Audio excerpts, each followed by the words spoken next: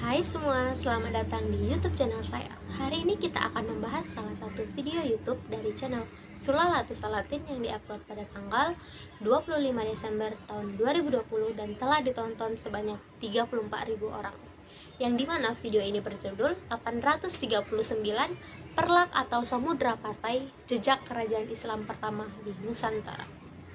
Sebelum kita mulai, jangan lupa untuk tekan tombol subscribe dan aktifkan lonceng notifikasi agar tidak ketinggalan video-video menarik dari saya.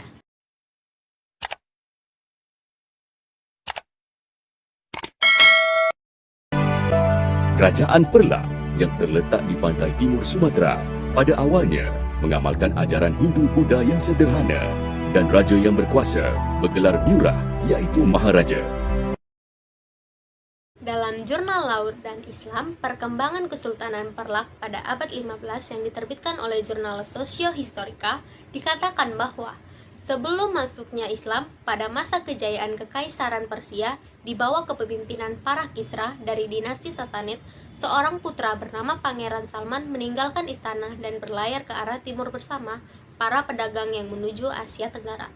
Kapal mereka berlabuh di Bandar Jempah yang sekarang dikenal sebagai Aceh Utara. Di Jempah, Pangeran Salman menetap dan menikahi Putri Mayang Seludang atas saran Merah negeri Jempah. Setelah itu, Pangeran Salman dan istrinya pergi ke negeri Perlak yang terkenal dengan kayu perlaknya. Dengan izin Merah Jempah, mereka menuju ke Perlak untuk memperkenalkan Pangeran Salman kepada Merah Perlak. Kedatangan mereka disambut baik karena Pangeran Salman adalah keturunan dinasti Sasanid yang memerintah Persia dan istrinya adalah putri dari Merah Jempah. Karena banyaknya kapal dagang yang datang ke Perlak, Pangeran Salman dan istrinya memutuskan untuk menetap di sana.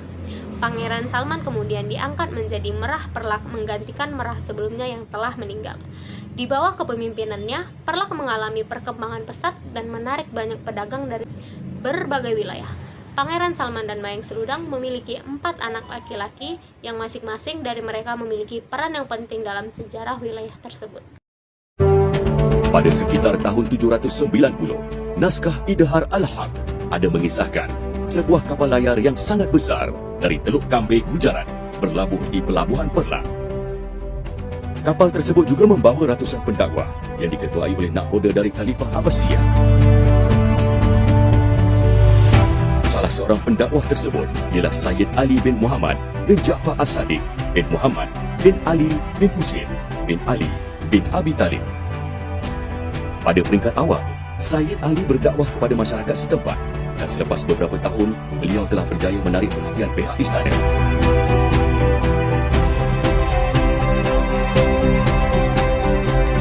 Tidak hanya dengan dakwah, Islam dapat diterima di Perlak seperti yang dikatakan di video, tetapi juga dengan mengajarkan ilmu-ilmu baru.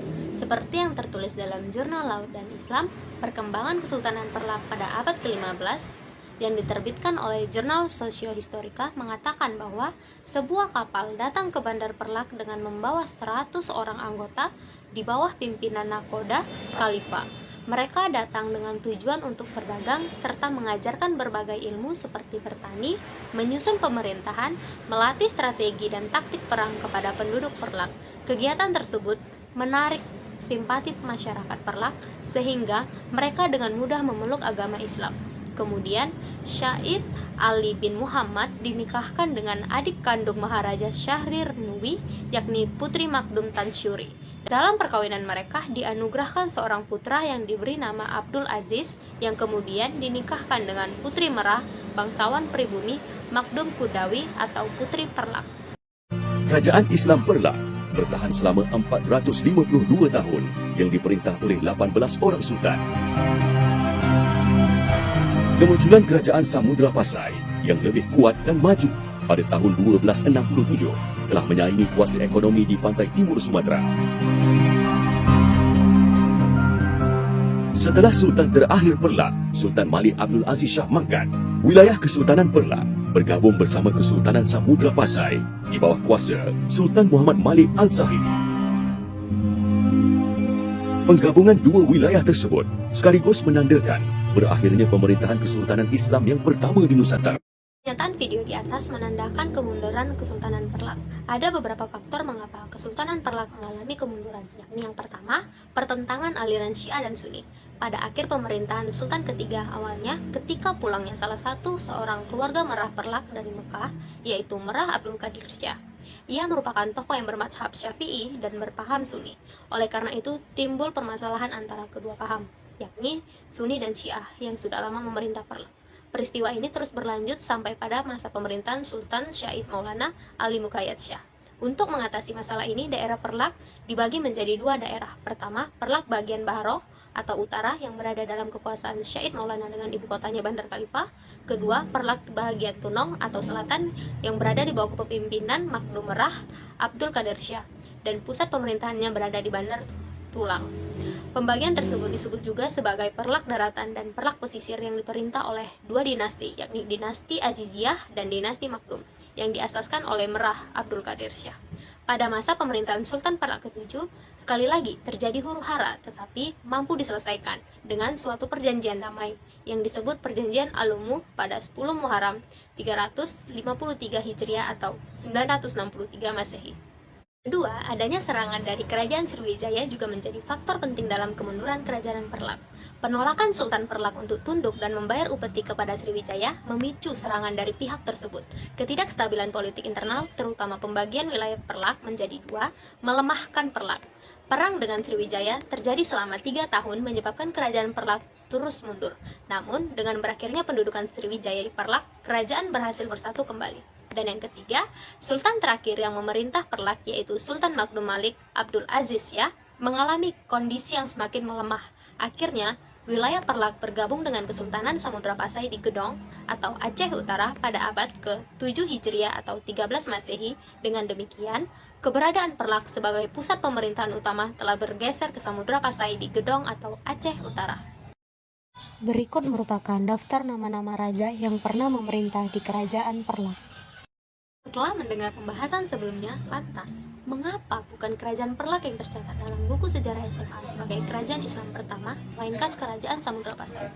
Menurut saya sih terdapat beberapa kemungkinan.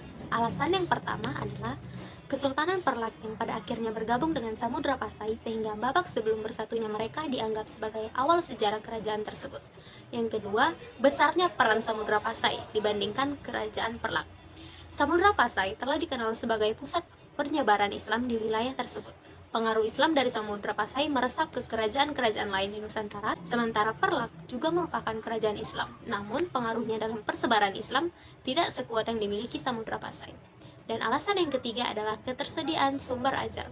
Buku sejarah SMA cenderung mengacu pada sumber-sumber yang sudah ada sejak lama, yang pada saat itu lebih banyak menekankan peran Samudra Pasai sebagai kerajaan Islam pertama. Oleh karena itu, diperlukan pembaharuan dalam bahan ajar sejarah terkait kerajaan Perlak. Baik, kemudian kita akan membahas terkait kelebihan dan kekurangan yang ada di dalam video YouTube yang telah kita reaction.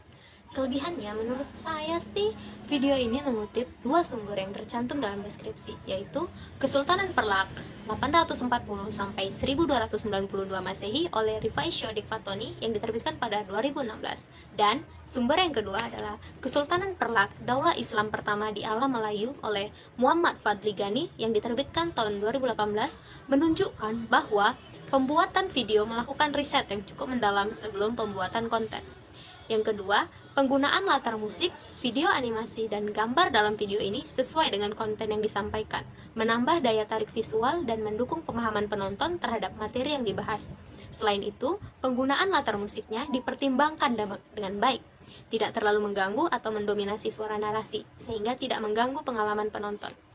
Namun, terdapat kekurangan di dalam video ini. Yang pertama, pembahasan dalam video ini tidak menjelaskan secara rinci terkait sejarah kerajaan Perlak, seperti tidak dijelaskannya mengapa kerajaan Perlak pada akhirnya bergabung dengan kerajaan Sriwijaya. Dan yang kedua, tidak menjelaskan apa saja peninggalan dari kerajaan Perlak.